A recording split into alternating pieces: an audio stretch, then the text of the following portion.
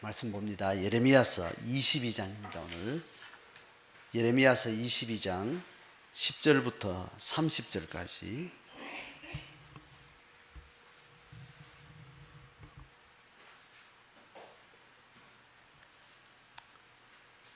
본문이 좀 길어서 10절부터 19절까지 두 달락만 같이 읽겠습니다. 예레미야 22장 10절부터 19절까지 너희는 죽은 자를 위하여 울지 말며 그를 위하여 애통하지 말고 잡혀간 자를 위하여 슬피 울라. 그는 다시 돌아와 그 고국을 보지 못할 것임이니라. 여호와께서 유다 왕 요시아의 아들 곧 그의 아버지 요시아를 이어 왕이 되었다가 이곳에서 나간 살룸에 대하여 이같이 말씀하시니라. 그가 이곳으로 다시 돌아오지 못하고 잡혀간 곳에서 그가 거기서 죽으리니 이 땅을 다시 보지 못하리라. 불의로 그 집을 세우며 부정하게 그 다락방을 지으며 자기의 이웃을 고용하고 그의 품삯을 주지 아니하는 자에게 화 있을 진저 그가 이르기를 내가 나를 위하여 큰 집과 넓은 다락방을 지으리라 하고 자기를 위하여 창문을 만들고 그것에 백향목으로 입히고 붉은 빛으로 칠하도다. 내가 백향목을 많이 사용하여 왕이 될 수 있겠느냐? 너의 아버지가 먹거나 마시지 아니하였으며 정의와 공의를 행하지 아니하였느냐? 그때에 그가 형통하였었느니라. 그는 가난한 자와 궁핍한 자를 변호하고 형통하였나니 이것이 나를 알미 아니냐? 여호와의 말씀이니라. 그러나 너의 두 눈과 마음은 탐욕과 무죄한 피를 흘림과 압박과 포악을 행하려 할 뿐이니라. 그러므로 여호와께서 유다 왕의 요시아의 아들 여호야김에게 대하여 이같이 말씀하시니라. 무리가 그를 위하여 슬프다 내 형제여 슬프다 내 자매여 하며 통곡하지 아니할 것이며 그를 위하여 슬프다 주여 슬프다 그의 영광이여 하며 통곡하지도 아니할 것이라. 그가 끌려 예루살렘 문 밖에 던져지고 나귀같이 매장함을 당하리라. 아멘. 예레미야 22장 10절까지 10절부터 오늘 30절 22장 끝까지 본문을 저희들이 지금 대합니다. 지난주 본문에 예레미야 21장 11절부터 14절까지 그리고 22장 1절로 9절까지 그 내용은 패망하는 이스라엘 백성들의 왕가를 향해서 구체적으로 왕적 통치에 책임 있는 자들에게 뭐가 문제였는지 또 그들이 지금 바벨론에게 멸망하게 될 것에 대한 역사적 확실성을 계속 짚어가면서 그들이 뭐가 문제였는지를 이제 언급을 했죠. 그 핵심이 뭐냐 하면 왕이 이스라엘 백성들을 통치하는데 통치 핵심은 그들의 법적 문제, 시비 문제, 그래서 정의와 공의를 행하는 것, 그리고 포악자가 약한 자를 압제하고 수탈하는 것, 이것에 대해서 바른 공적 정의를 실행하는 것, 이게 왕이 재판 최종 결정자로서 통치에서 가장 하나님이 크게 맡긴 일인데 그걸 행하지 않았다는 겁니다.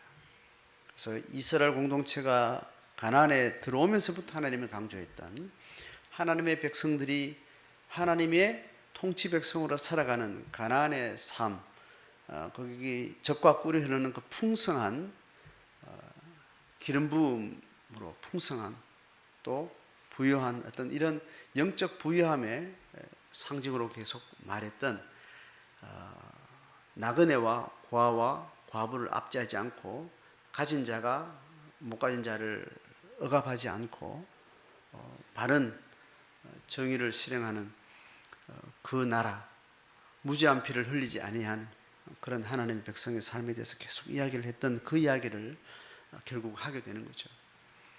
자, 그렇게 하고 오늘 이제 10절부터 30절까지 22장 이제 뒷부분의 이야기는 그 결과로서 결국 그들의 패망의 실제에 대해서 이야기하는데, 유다의 마지막 왕 패망의 시즌에 그 시기에 20여 년 동안 네 왕이 쭉 이어지는데, 여호아스, 여호야김, 여호야긴, 아버지가 여호야김입니다. 김. 그리고 그 아들은 여호야긴. 그리고 마지막 네 번째는 시드기야 이렇게 됩니다. 자, 이 네 왕이 지나는 20여 년 동안 이제 애굽과 바벨론 사이에서 두 제국 사이에서 이스라엘 국가가 패망하게 되는 이제 그런 시기들을 지나게 되는 거죠. 자, 그 네 왕들을 언급하는데 마지막 왕인 시드기야를 빼고 앞에 세 왕을 이야기를 하면서 그들이 어떻게 저주를 받을 것인지, 왕권이 어떻게 이제 초토화되는지에 대한 이야기를 오늘 지금 하고 있습니다. 그래서 이 네 왕은 어떤 특징이 있는가 하면, 네 왕 바로 앞에 왕이 요시야 왕이에요. 요시야 왕은 이스라엘의 왕권의 역사 속에 세 왕이 아주 탁월했던, 영적으로 아주 하나님의 마음에 쏙 드는 왕의 통치를 했던 그 왕들이 있는데, 그 왕들이 열왕기에서 기록할 때마다 그들에 대해서는 평가가 어떤가 하면 다윗 왕과 같은 사람들이었다라고 이 기준을 계속해요. 그래서 다윗 왕권이 시작되면서 그의 영적인 또 통치적인 여러 행정과 군사와 외교 측면에서 아주 강력한 왕권을 이제 누리게 되죠. 그 핵심은 다윗의 영성이에요. 그리고 다윗의 영성이 하나님의 마음에 쏙 들었고, 하나님이 다윗의 왕권을 통해서 왕을 필요로 하지 않는 나라를 하나님께서 계획했는데, 다윗의 왕권을 통해서 하나님이 그러한 왕의 통치를 통해서 이방 백성들이 지배하고 군림하고 압제하는 그 왕이 아닌 그 백성들을 영적으로 평안케 하고 행정적으로 또 사회적으로 하나님의 통치를 잘 실행할 수 있는 그런 왕권을 하나님께서 다윗 왕권으로 계속해서 그렇게 이야기를 해요. 그래서 그 이후에 솔로몬부터 해서 그 왕적 통치의 영적 순결성들이 다 훼손되죠. 그러면서 그 왕들의 그 실정 낱낱이 기록하는 것이 이스라엘 역사의 열왕기서입니다. 열왕기 상하를 통해서 그런 부패한 왕권의 어떤 내력들을 자세하게 이야기를 하면서 그 매번 왕들의 상황을 그 기록을 하는 내용을 통해서 다윗 이후에 다 그렇게 다윗의 위를 잃어버렸다, 다윗의 순결성을 이제 잃어버렸다, 이제 그렇게 계속 다윗 왕과 비교를 합니다. 근데 히스기야 왕, 지금 이 예레미야서보다 100년 전에 이사야 선지자가 활동할 때 있었던 히스기야 왕, 그리고 요시야 왕, 이런 왕들은 다윗 왕의 버금가는 하나님의 마음에 합했다는 이제 그런 표현들을 하고, 우상 숭배의 역사들을 끊어내고 봉의를 실행하고 이제 이런 정치를 했죠. 그래서 오늘 요시야 왕이 죽고 난 다음에 이제 패망하게 되는 네 왕의 그 시기에 예레미야가 지금 예언 사역을 하면서, 지금 이 예언 사역을 하는 어떤 전말의 내용을 봐서는 아마 요시야 왕 이후에 요아스, 여호야김, 여호야긴, 그리고 시드기야가 있는데, 아마 여호아스는 3개월 통치를 하다가 애굽으로 포로로 잡혀갑니다. 그리고 그 다음 왕이 여호야김인데 여호야김이 아마 통치하고 있는 그 시점이라고 지금 추정이 됩니다. 이제 내용을 이제 들어가 보면 그렇게 이해가 돼요. 그래서 지금 이 10절부터 이야기하고 있는 이 예레미야가 예언하고 있는 이 내용의 그 시점은 이미 여호아스 왕이 3개월 통치하다가 애굽의 포로로 잡혀가 있는 상태에 여호야김이 통치하면서 그가 어떻게 영적으로 타락한 그런 통치의 실패를 하고 있는 그 상황에서 지금 이 이야기를 이제 하게 되는 것 같다는 거죠. 자, 내용이 10절부터 12절까지가 여호아스에 대한 저주를 이야기합니다. 그리고 13절부터 19절까지가 여호야김에 대한 저주를 이야기를 해요. 그리고 24절부터 30절까지가 여호야긴 그 왕에 대한 저주를 이야기를 합니다. 간단히 좀 설명하면, 자, 네 왕의 내력은 요시야 왕이 죽을 때, 그죠? 요시야 왕이 죽을 때 밑에는 애굽 군대가 애굽이 있습니다. 그리고 위에는 바벨론이 최근에 아시리아 제국과 경쟁해서 아시리아 제국을 격퇴하고 아시리아 제국보다 좀 더 강력한 바벨론 제국이 딱 태동하는 그 시기예요. 그래 되니까 이 아시리아 제국과 애굽 제국이 어느 정도 긴장선에서 어느 평화의 경계선을 가지고 있었어요. 둘 다 제국과 제국이 어떤 큰 힘을 가지고 있는데 이 두 제국의 평창의 그 사이에 이스라엘이 있죠. 근데 그 아시리아 제국과 애굽 제국 사이에 어느 정도 긴장 관계가 어느 정도 고착이 돼서 힘의 균형이 있었는데 이 아시리아 제국을 정복하게 된 바벨론 제국이 신흥으로 강력하게 드러나게 된 겁니다. 그러니까 아시리아를 잡아먹을 정도로 이게 힘이 강력하니까 애굽이 아시리아하고 힘의 긴장 관계를 잘 가지고 있었는데 더 큰 제국이 생기면 이제 이 바벨론은 그 힘의 기세를 몰아서 애굽까지도 치고 내려올 수 있는 그런 위험성이 있는 거죠.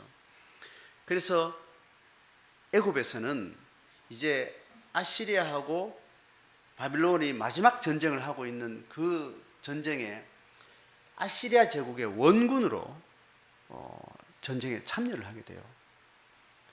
그러니까 이제 애굽 군대가 이스라엘을 통과해서 갈그미스라고 말하고 있는 아시리아와 바벨론이 이렇게 티그리스 강 긴 유프라테스 강하고 그 어간에 이제 두 이제 나라가 있었던 거죠. 그렇게 해서 마지막 전쟁을 하는데 그 마지막 전쟁 갈그미스라는 지역에서 전쟁을 하는데 이 갈그미스 전쟁에서 마지막 아시리아의 군대가 바벨론에게 패망을 하게 되는 그 전쟁에 애굽이 원군으로 참여하려고 이스라엘을 통과해서 올라가려고 하는 겁니다. 그래 가려고 하니까 길을 좀 내달라고 이야기하니까 요시야 왕이 안 된다고 딱 가로막은 거예요. 그래서 거기서 전투를 벌이게 되는데 성경에 보면 병사가 활을 쐈는데 요시야가 거기서 활을 맞고 그래서 전사를 하게 됩니다. 결국 왕이 전사를 하니까 가던 길을 막았던 그 힘은 어쨌든 좌절되죠. 그래서 갈그미스 전투를 전쟁터로 애굽 군대가 올라가요. 올라갔다가 내려오는 데 사이가 3개월 걸립니다. 그러니까 요시야가 죽자마자 요새의 아들 여호아스가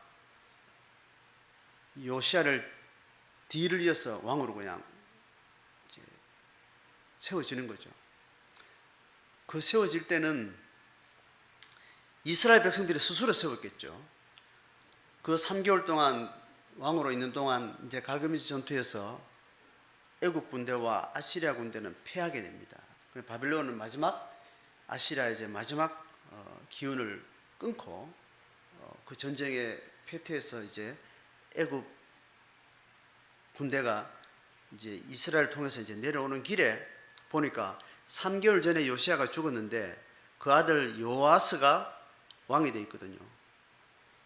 자, 이때는 애굽이 어떤 정책을 쓰게 되는가 하면 이제 패하고 난 전쟁에 바빌론 제국은 더 힘의 기세를 몰아서 자기에게로 내려온다는 설정을 하게 되는 겁니다. 그러니까 일단 먼저 애굽을 오기 전에 남은 유다를 어떤 식으로 지배하게 되겠죠. 그래서 유다를 바빌론이 지배하게 되면 곧바로 애굽으로 바빌론이 힘을 펼치게 되니까 이제 이 전쟁을 피하고 내려오면서 애굽 군대는 이 유다를 자기들의 권하에 두려고 계획을 하게 되는 겁니다. 그래서 3개월 동안 있었던 요아스를 폐위시킵니다.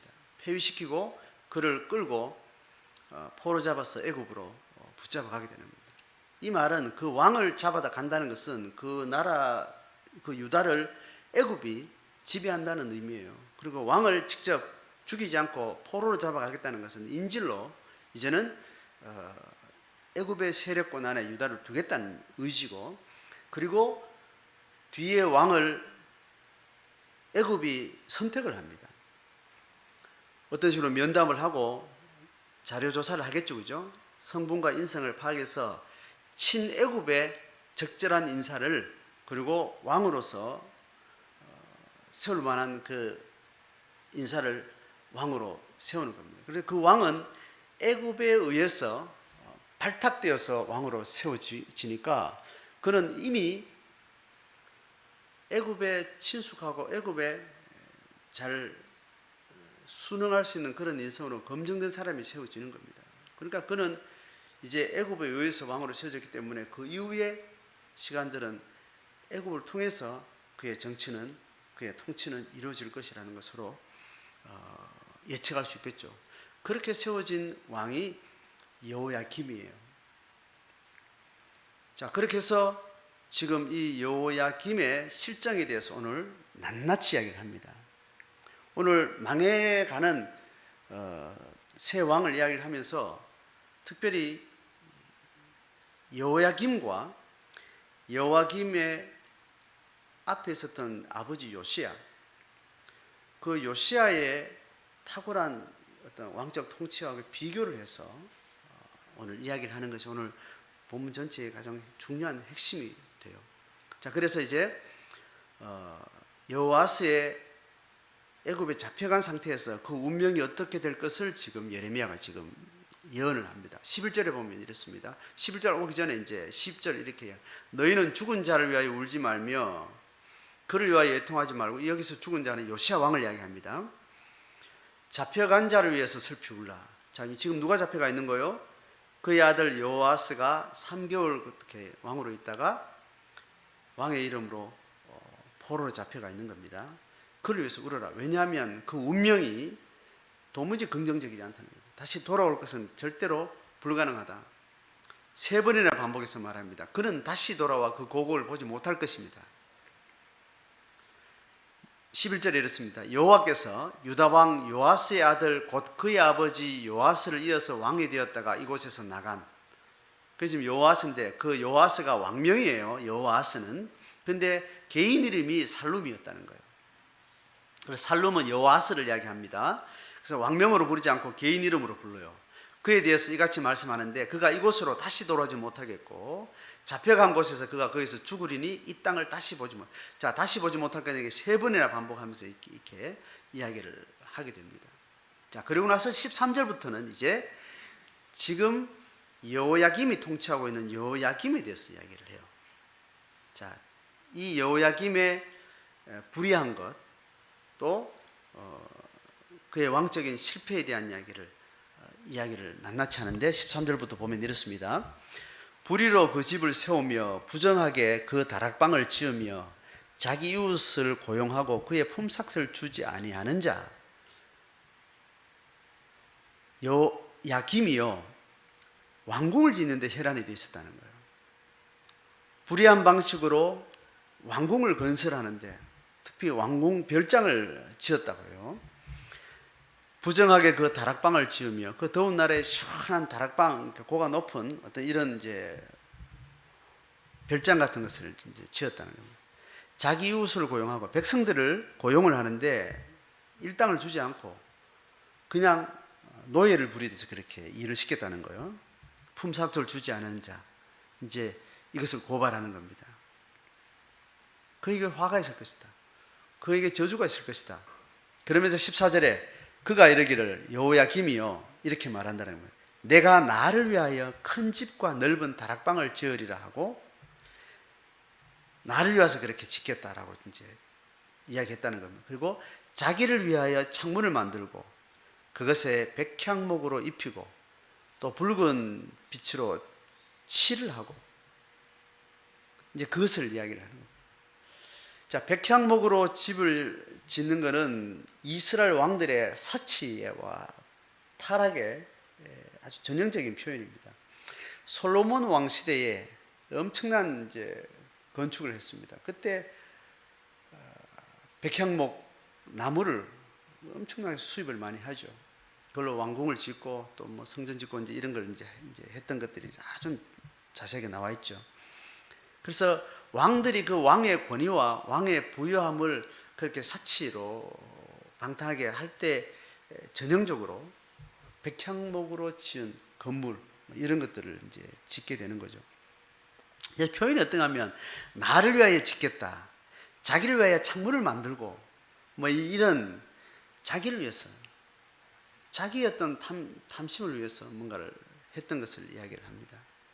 자, 이에 대해서 이제 예레미야가 하나님 이름으로 이제 평을 하는 게 15절에 이렇게 이야기합니다. 15절, 너가 백향목을 많이 사용하여 왕이 될 수 있겠느냐? 왕이 된다는 것이 왕의 어떤 권위를 가진다, 통치를 한다는 것이 백향목으로 뭐 화려하게 뭔가를 짓는 그 권력의 유세를 부리는 것, 이것이 너의 왕 된다고 생각하는데 그게 착각이 아니냐? 자, 이쯤에 이제 요시야 왕하고 이제 비교를 해요. 요시야 왕. 자, 여호아스가 3개월 동안 왕의 자리에 있다가 애굽으로 이제 붙들려 갔는데 그 여호아스도 요시야의 아들이에요. 그리고 여호아스 뒤를 이어서 애굽 친애굽의 인사라고 평가를 받아서 그렇게 세워진 여호야김도 여호아스의 다시 요시야 왕의 아들이에요. 같은 형제란 말이야. 앞에 이제 왕하고. 자, 그가 아버지 요시야 왕하고 이제 비교를 해서 이제 설명합니다. 이렇게 설명해요. 15절에 너희 아버지가 먹거나 마시거나 하지 아니했다는 겁니다. 먹고 마시는 이 탐하고 이렇게 하지 않았다는 겁니다. 요시야 왕이 아주 검소했겠죠, 그죠? 그리고 핵심적인 정의와 공의를 행하지 아니했느냐. 정의와 공의를 실행하는 사람이에요. 그러니까 무슨 말이냐면 백성들의 압제와 고통당하는 이 시비 문제에 관심을 가지고 백성들의 평안을 위해서 왕의 모든 집중력을 거기에 쏟았다는 거죠. 자, 이렇게 설명해요. 먹고 마시고 건물 짓고 하는데 탐하지 않고 백성들의 안을 위해서 공의와 정의를 실행하는 일에 그가 온 에너지를 썼다는 거예요. 거기에 비하면 요야김은 그렇게 탐욕에 집중된 왕이었다는 거예요. 자, 이러면서 이 정의와 공의를 실행한 요시야 왕의 영성에 대해서 이야기를 좀, 이 부분이 가장 중요한, 오늘 설교에서 가장 중요한 부분이에요. 이렇게 말합니다. 정의와 공의를 행하지 아니하였느냐? 그때에 그가, 누가요? 요시야가 형통하였었느니라, 이렇게 씁니다. 자, 요시야 왕이 뭘 이런 실행을 했다라는 이야기에서 정의와 공의를 실행했다는 가장 중요한 어떤 왕의 직무에서 중요한데, 그를 평하기를, 그가 이렇게 공의와 정의를 실행하는 왕으로서 통치할 때 그가 형통했다라고 이렇게 평가를 하는 겁니다. 적어도 예레미야를 통해서 하나님의 평가죠. 자, 그리고 16절에 갑니다. 다시 한번 이야기합니다. 자, 그는, 요시야 왕은 가난한 자와 궁핍한 자를 변호하고, 자, 이거 공의와 정의를 실행한다는 내용이 사실 내용으로 들어가면 이거죠. 가난한 자, 버림받은 자, 소외받는 자들의 불이익에 대해서, 궁핍한 자에 대해서 변호하고 가해자에 대해서 법적으로 제재를 하는 이제 이런 통치를 했다는 겁니다. 그렇게 하고 다시 한번 이야기합니다. 형통하였나니. 자, 형통했다는 말 두 번이나, 자, 이렇게 강조를 하는 겁니다. 공의와 정의를 실행했다는 말은 동어반복적으로 가난한 자와 궁핍한 자를 변호했다는 말을 이야기하면서 그때의 그 통치를 실행할 때 형통했다는 이야기를 두 번이나 강조하면서 지금 여호야긴의 폭정과 지금 비교하는 겁니다. 자, 원어로요, 형통했다라고 번역했죠. 원어가 뭐냐 하면 토부예요, 토부. 여러분, 성경에, 구약 성경에 형통했다라고 번역하는 게 지금 적어도 두 개가 지금 오늘 발견됩니다. 요셉의 생애에서 여러분, 그가 형통했다라고 기록한 때가 언젠가 하면 감옥에 가 있을 때, 감옥에 가서 그가 감옥에서 서비스를 하고 거기서 행정을 맡아가 신뢰를 얻어가지고 그가 감옥에서 그 불의한 상황에서 내몰려가지고 모함을 당해서 감옥에 가 있는 그 삶을 창세기 기자는 형통했다고 설명해요. 그 형통했다는 말은 우리가 보통 쓰는 자기가 원하는 대로 뭔가 되어지고 그가 마음이 원하는 대로 성취되어지는 막힌 것이 없는 상태, 그걸 형통함이라고 이야기해요. 그게 우리가 일반적으로 쓰는 나쁘게 쓰든 좋게 쓰든 형통하다는 어떤 그런 표현의 이야기가 요셉이 감옥에서 자기가 마음먹은 대로 다 됐다라는 거예요. 그래서 요셉이 감옥에 들은 억울함에 대해서 분노하고 그것서 막 상처를 받고 기가 죽고 잠도 안 오고 막 이를 갈고 이렇게 하지 않았다는 이야기예요. 그래서 평안했다는 거예요. 그리고 감옥에서 생활하는 것이 섬기고 지혜롭게 거기에 사람들을 돕고 하는 일인데 마음의 평안을 원하는 대로 다 잘 됐다는 이야기를 형통하다 이야기합니다. 자, 오늘 이 본문은 그 형통의 단어를 쓴 게 아니에요. 토브라는 말을 썼습니다. 요시야 왕이 하나님으로부터 받은 왕 통치의 위임을 하나님이 이스라엘 국가 공동체, 이스라엘 국가 교회를 어떻게 통치하기를 원하는 가장 핵심 가치를 그의 지세 동안 실행하면서 그가 형통했다라는 것을, 번역을 형통했다라는 것도 약간의 의미가 그 번역 자체가 또 우리가 이제 생각해 볼 수 있지만 번역은 빼고 원어로 들어가면 토부예요. 이 토부가 뭐냐 하면 하나님의 나라에 대해서 성경신학에서 토부라는 말 너무 중요해요. 왜냐하면 하나님의 창조 사역에 있어서 하나님의 평가가 토부였어요. 그냥 토부라는 말은 그냥 우리나라 사람들이 그냥 좋다, 복 있다라는 말하고 그냥 같은 소리 일반 단어예요. 거기에 심각한 영적인 의미가 있는 심오한 뜻이 함유된 그런 한자어 같은 그런 단어는 아니에요. 그냥 일상적으로 좋다, 기분 좋다 할 때 그냥 좋다라는 그냥 말이에요. 근데 그것을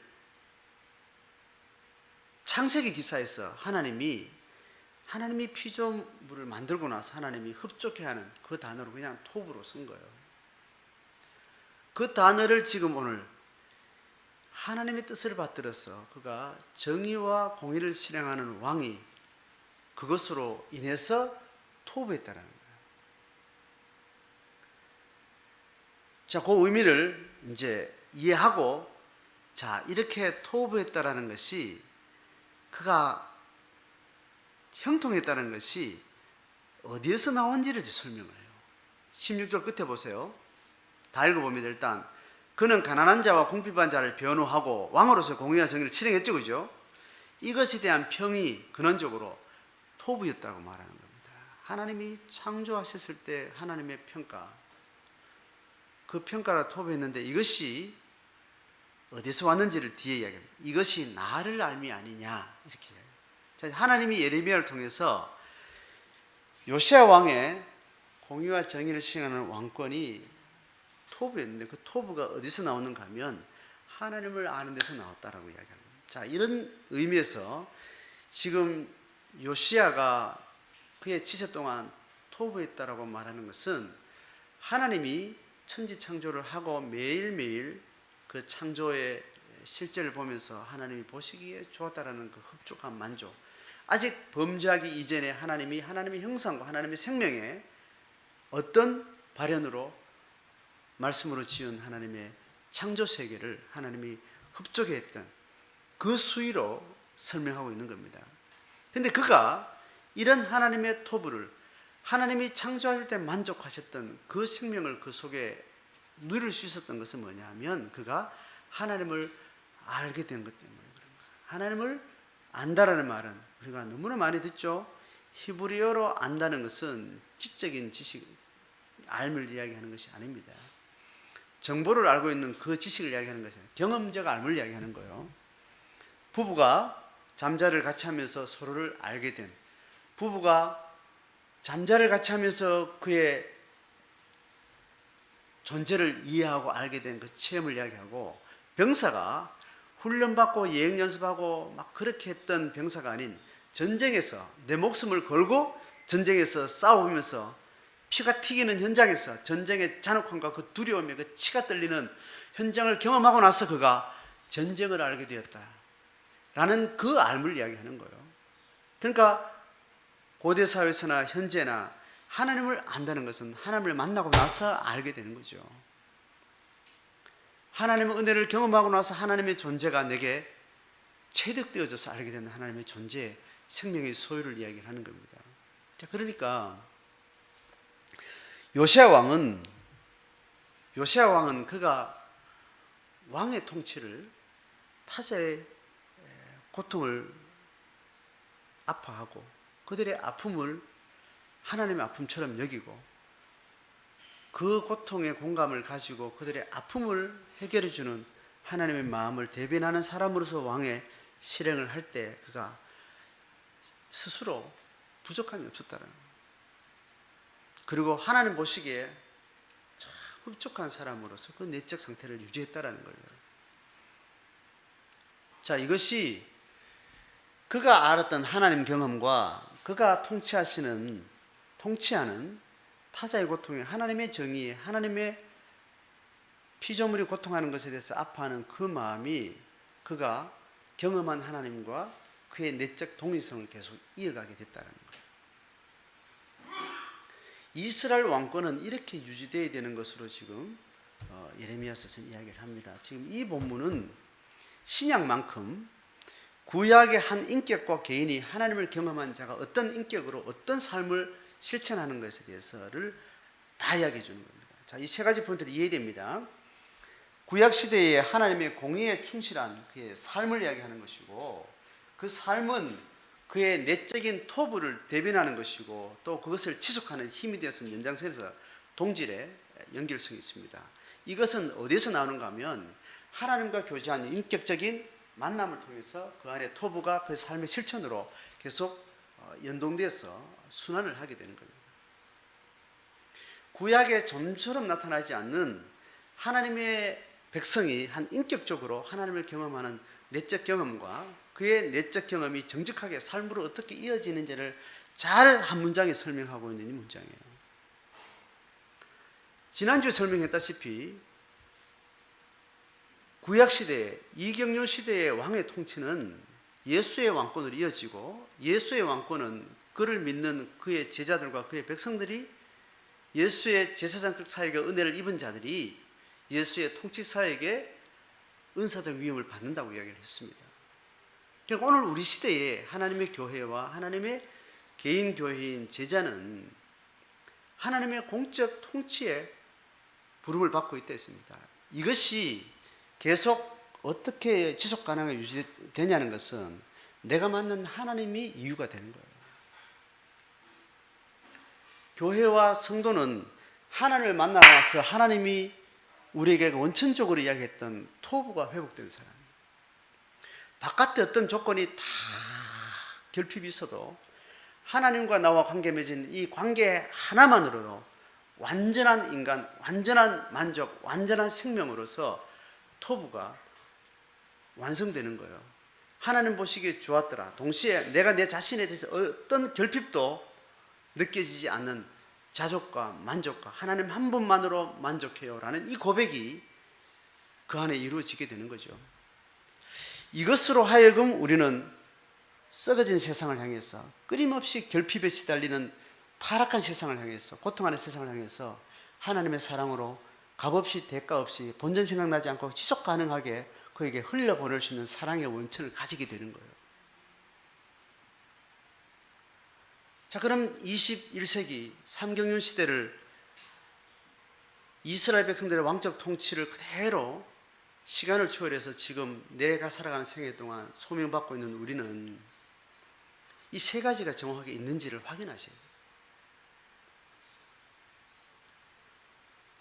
하나님을 만난 은혜 경험이 있으면 그 은혜 경험으로 내가 토부비에 내가 살고 있는지를 확인하셔야 돼요. 문제는 뭐냐 하면 하나님의 토부를 경험하고 이미 평가가 이미 결정된 토부를 경험한 사람은 토부만 있는 게 아닌 게 우리의 난점이라고 얘기했습니다. 우리 인간에게 하나님을 성령을 경험하고 나서도 하나님 안에서 완전 자족을 경험하고 고백하면서도 우리 속에 어떤 죄성의 짐을 지고 있는가 하면 여전히 육신의 소욕에 시달리는 죄의 속성이 계속 내 내적 실체를 계속해서 충동하는 두 가지 충동을 같이 붙들고 있다는 거예요. 그럼 우리가 싸워야 될 영적 싸움은 뭐냐 하면 하나님이 성령을 통해서 예수 십자가 사랑으로 허락하신 이 토부라는 이 평가와 이 생명 위에 나를 얹고 살아야 되는 거예요. 그런데 우리 안에 계속해서 닌 돈도 있어야 돼, 닌 뭔가 부족해, 더 있어야 돼, 더 필요해, 계속 부족함과 결핍에 시달리는 그 내적 결핍의 죄성을 동시에 안고 있기 때문에 이 두 가지 싸움에서 우리가 계속 이겨야 되는 겁니다. 우리는 소명은 1차적 소명은 던져진 소명이라고 그랬습니다. 그리고 내가 던져서 내가 스스로 선택해서 가는 소명이 있다고 그랬어요. 던져짐을 받는 소명이 뭐냐, 내가 선택하지 않는데 이런 부모 밑에 태어났고 이런 인간과 만나서 이런 새끼를 낳아서 이런 직장을 다니면서 내가 선택을 한 것이지만 어쨌든 던져진 삶에서 주어진 내 삶의 환경이라는 것이죠. 이것이 하나님을 만나는 사람의 거기가 하나님의 소명입니다. 그래서 내 가난도, 내 장애도, 내 지적 수준도, 내 삶의 과거들이 다 하나님이 네가 내 사랑을 입고 나서 거기서 하나님의 사랑을 경험하고 고백하면서 잘 살았으면 좋겠어. 거기가 하나님이 나를 보낸 소명지예요. 그럼 거기서 우리는 뭘 해야 되는가 하면 하나님의 은혜를 경험하고 나서 나는 어떤 것도 나를 결핍시킬 수 없다는 하나님이 나를 완전히 만족해 하시는 그 만족의 자기 정체성 위에서 늘 살아가는 삶을 실행할 때 자식도 사랑할 수 있고 남편도 사랑할 수 있고 돈도 사랑하지 않고 세상을 향해서 내가 하나님의 사랑을 흘려보내면서 그 소명을 죽는 날까지 감당할 수 있게 되는 거예요. 그렇게 자기 허락한 꽃내 안에서 더 확장돼서 지구 끝까지 역사 끝까지를 펼쳐보는 게 왕권의 위임이에요. 왕권의 위임. 그래서 옆집, 과거, 서울, 저 이디오피아, 북한 온 천지 사방에 대해서 하나님의 통치에 대한 지적 영역이 이제 확장되는 거죠.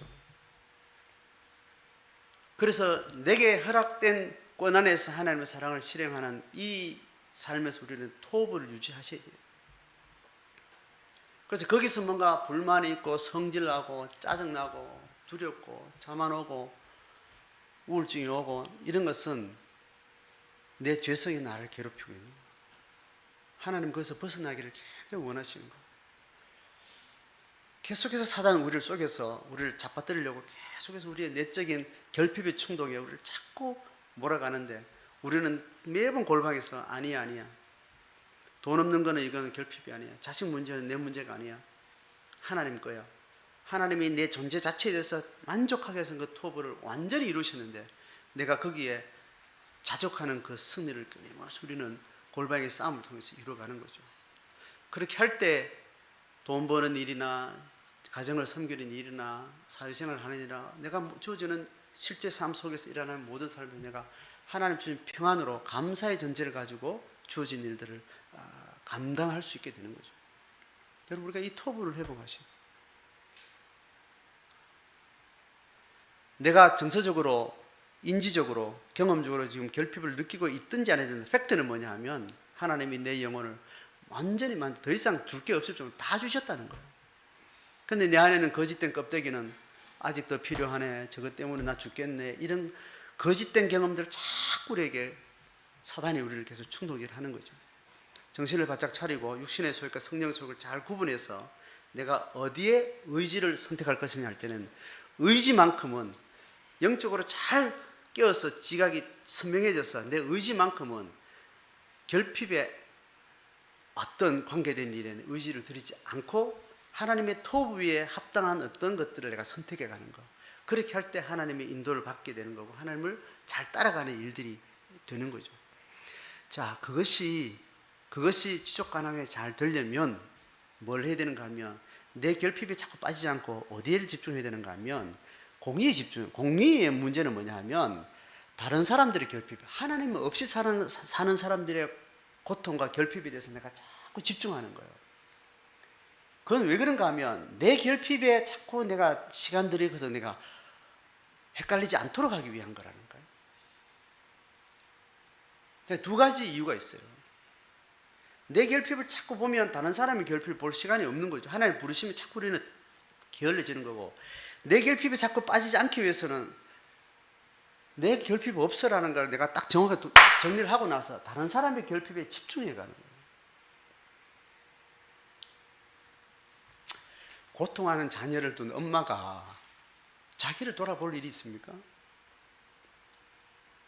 장애를 앓고 정말 다 큰 10대, 20대가 됐는데도 내 손이 아니면 자기 삶을 가누지 못하는 자식을 가지고 있는 엄마는요, 죽을 때까지 내 몸이 바스러져도 그 자식을 위해서 다 쏟고 가게 돼 있어요.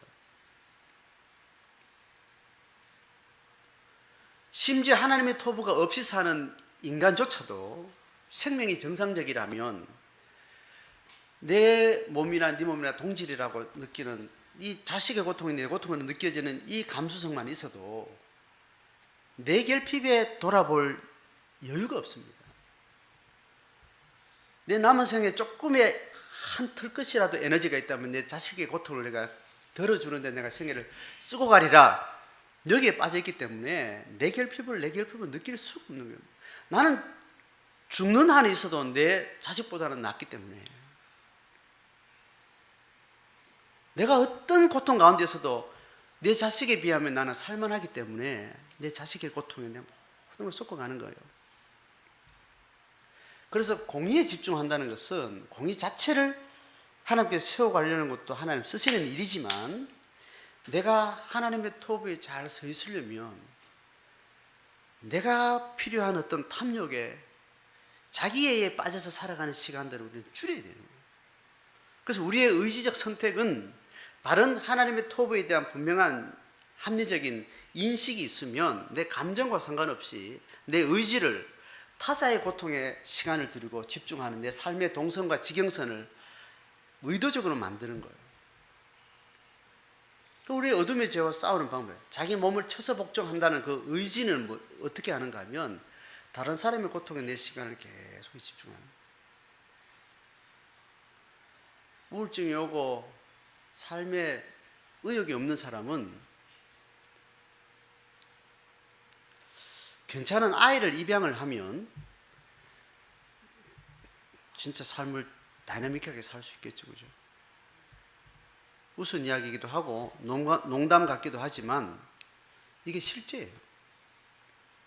하나님의 사랑을 모르는 사람이 그건 참, 내 자식 다 키우고 나서 한 생명을 입양하고 그 인생을 내가 다시 짐진다는 것이 저주처럼 느껴지지만, 하나님의 사랑을 아는 사람이 이제 어떤 누구도 대신할 수 없는, 내가 그 인생을 책임지지 않으면 그 생명은 존재가 불가능한데 생명을 내가 입양을 하게 되면, 그 새끼를 내가 키우게 되면 내 결핍과 나의 우울감과 자기애에 빠져서 삶이 무기력한 그런 삶으로부터는 완전히 벗어날 수 있겠죠.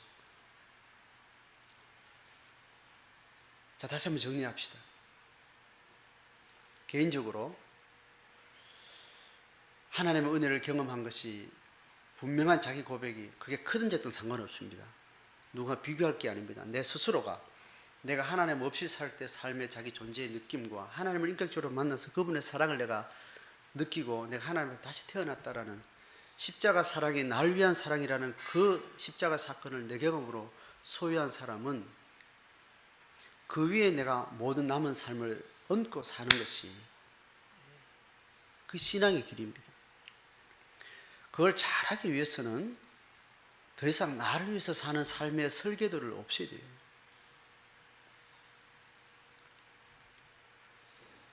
나는 그냥 이제 지금 하나님 가셔도 나는 더 이상 여한이 없다. 여전히 집은 지지로 공사하고 내 애들은 그냥 잘 살지 못해 다 모르고 그다 내가 감당해야 될 것들이 아니거든. 하나님 것이에요. 내 자식이나 남의 새끼나 이 땅에 있는 모든 문제들 하나님의 역사라고.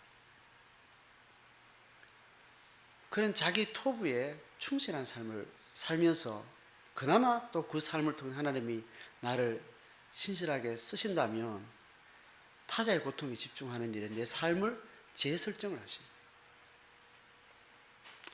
그래서 정규직을 버리고 비정규직을 선택해서 월급 200으로 살아가는 삶을 월급 100으로 낮춰가지고 그 남은 시간과 에너지를 가지고 고통하는 사람들의 삶의 시간을 결정을 하셔야 돼요.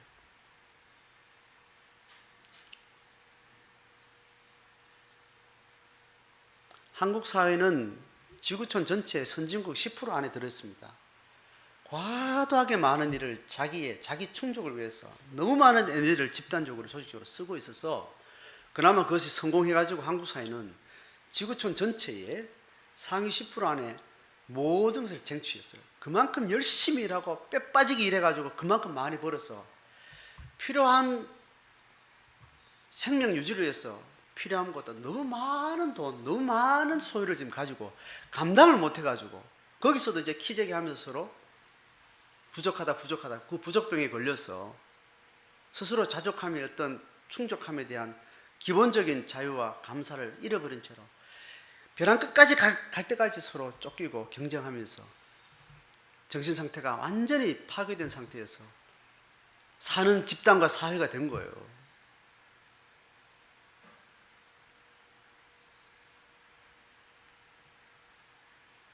그렇게 결핍에 시달리던 6.25 전쟁이 끝나고 나서 그렇게 전 지구촌에서 가장 하위급에 있는 경제에 살 때도 사람들이 삶이 절망해서 자살하고 그러지는 않았다는 거예요.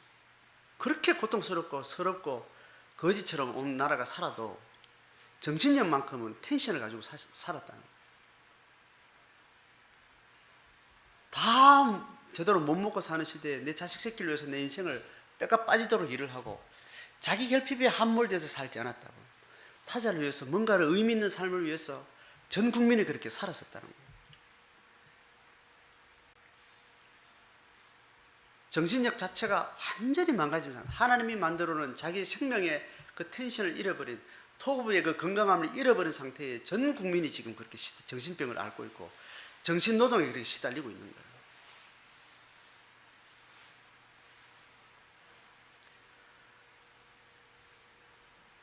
우리의 신앙의 원리를 잘 이해하고 지금 하나님이 창조하셨을 때 내가 보기에 너무 좋았다라는 그 상태를 우리가 유지하는 것. 그래서 어떤 다른 외부의 어떤 조건이 나를 행복하게 하고 나를 만족하게 하고 편안하게 하는 그런 설정 자체를 우리는 다시 하나님의 세계관으로 바꾸셔야 돼요. 교회는 그것을 공부하는 자리고 그것을 격려하는 관계고 그것을 함께 독려하면서 세상 사람들이 살아가는 방식이 아닌 하나님이 톱으로 모든 조건을 만족하게 하신 그 방식으로 삶을 살아가는 거예요. 화요 농생활을 하면서 은퇴를 하고 이제 70선에 다 모여있는 우리 성도님들과 농생활을 하면서 이야기를 하면서 우리 50대, 60대까지는 세상 사람들이 살아가는 방식대로 치열하게 이렇게 살았는데 우리 노년만큼은 세상 사람들이 사는 노년의 방식대로 살지 않기로 이런저런 이야기를 하게 되는 겁니다. 요양원에 팔려가서 우리의 노년의 시기를 보내지 말자. 병상에 누워서 생물학적인 자기 신체의 이 고통에 여기에만 빠져들어서 그가 정신력도 영적인 이 텐션이 다 사라진 상태에서 그 토부가 다 자멸한 상태에서 연명하는 방식으로 침울하게 우리가 노년의 시기를 보내지 말았으면 좋겠다. 1년을 더 살고 2년을 더 살고 그 생물학적으로 더 연장하는 것, 그 세계관을 우리가 버려야 돼요.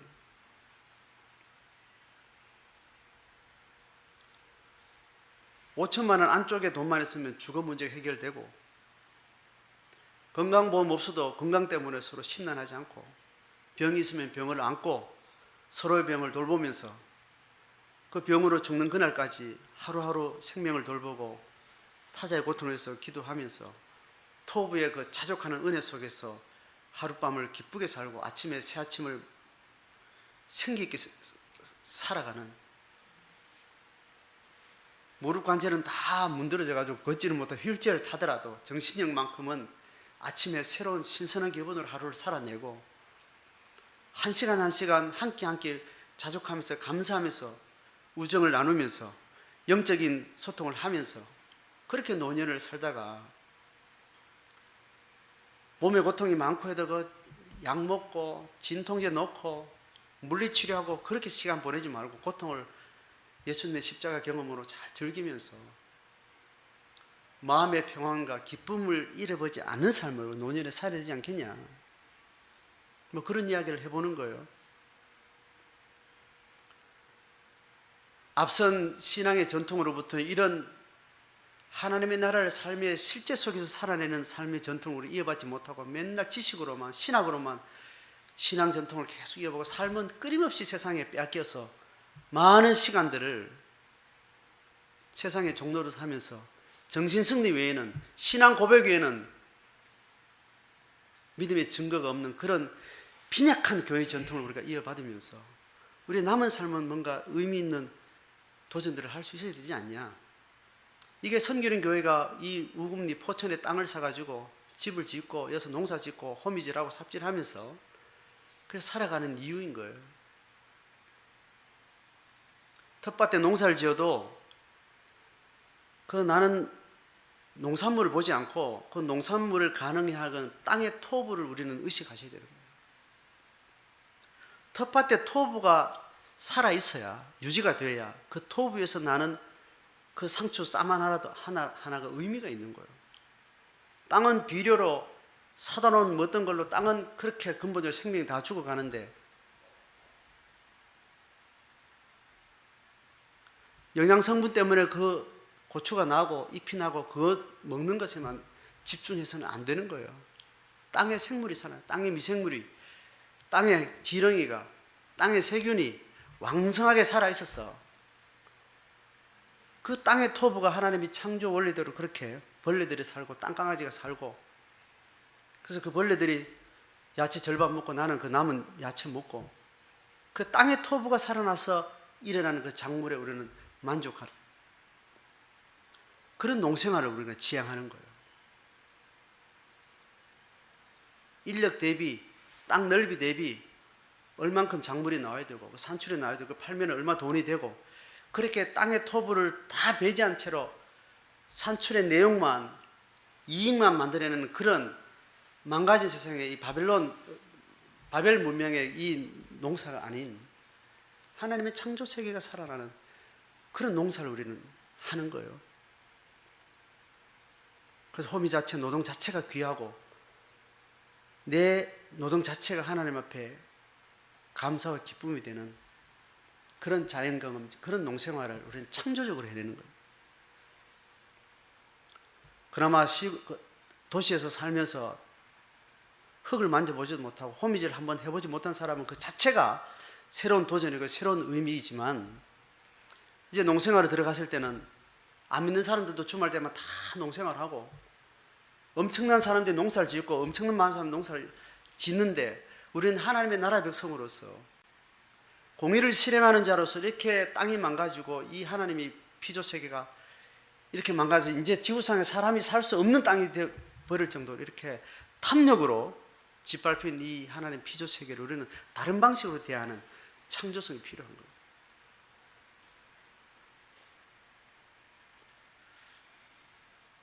우리가 우금리를 통해서 우리가 서울을 다시 봐야 됩니다.